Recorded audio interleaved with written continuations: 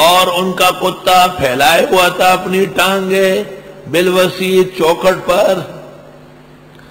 سگ اصحاب کاف روزے چند پہنے کان گرفت مردن شد. اصحاب کاف کے کتے نے چند دن نیکوں کی صحبت اٹھائی، انسان بن کے جنت جائے گا.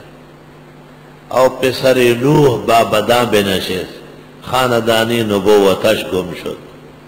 نوح علیہ السلام کا بیٹا کنعان بروں کے ساتھ بیٹھ گیا. نبوت کے لیے کہا گیا انہو لیس من اہلک انہو عمل غیر صالح، نعال بیٹا ہے، نہ کرے اس کرنے کا. ولا تخاطبنی فی الذین ظلموا انہم مغرقون.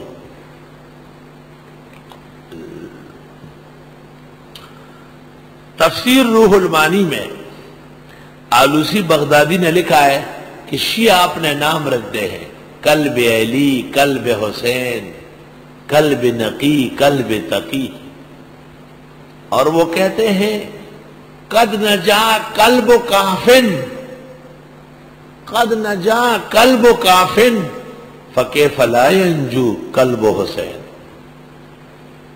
اصحاب کاف کا کتا بچ گیا ہے تو حسین کا کتا کیوں نجات نہیں پائے گا؟ آلوسی بغدادی نے لکھا ہے کہ اگر حضرت علی اور حسن و حسین اور ائمہ اطہار رضامند ہو جائے کہ یہ ان کے کتے ہیں تو یہ نجات پائیں گے، لیکن مجھے امید ہے کہ وہ رضامند نہیں ہوں گے کیونکہ یہ باولے ہیں. لیونیس بھی. اور یہ قاعدہ ہے کہ باولا کتا مالک کے اوپر فرض ہے اس کو قتل کرنا.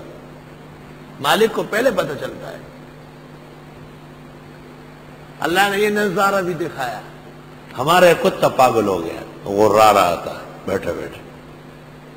محلے والے بھی ڈر گئے کہ یہ تو ہنگامہ کرے گا اور اس کے جراثیم بڑے سخت ہوتے ہیں. تو والدہ صاحبہ بہت تجربہ کار تھی.